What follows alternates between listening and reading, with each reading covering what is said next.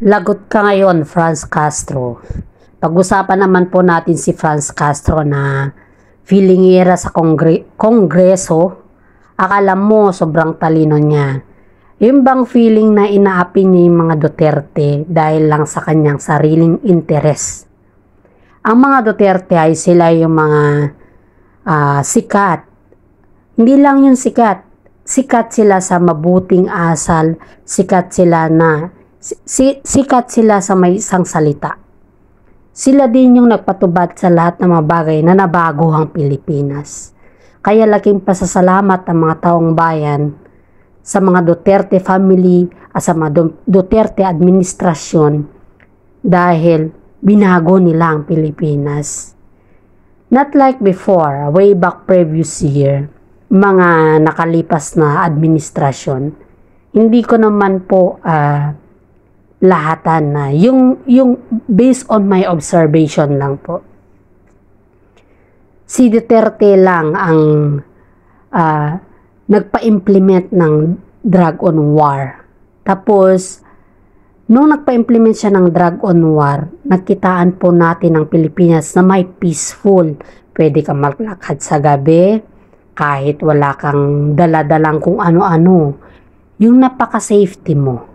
Pakiramdam mo wala kang kailangan na ipakakabaw or ikakatakot na maglakad sa gabi kasi nga you are very safety.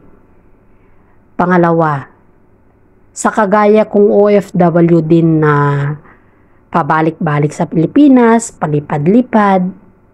Syempre sa ating kasi before sa administrasyon, uso yung tanimbala.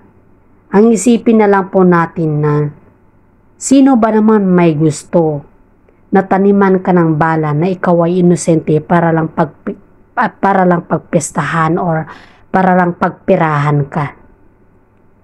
Sangkarampot na nga lang yung pera na dalhin mo sa iyong pamilya tapos ganun pa ang sitwasyon. Di ba po ba? Sa mga administrasyon before that, yan yung mga sakit. Mga hindi naaagapan, marami administrasyon na ang nakalipas.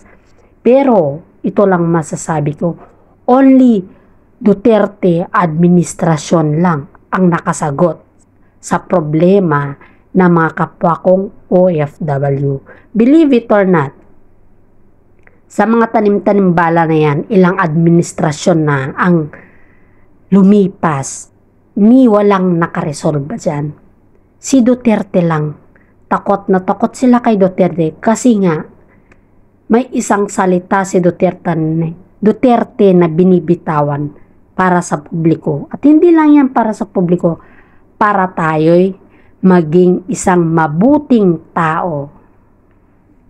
Kaya ikaw, Franz Castro, tatanungin kita, ano ba ang nagawa mo sa Pilipinas?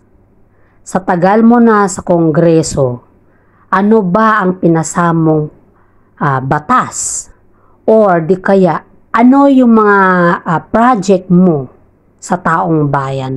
Yan lang yung maitanong ko sa iyo, Franz Castro, bago mo sana siraan ang mga Duterte family. Kasi magsalamin ka muna bago ka sana magsalita. Salamat po.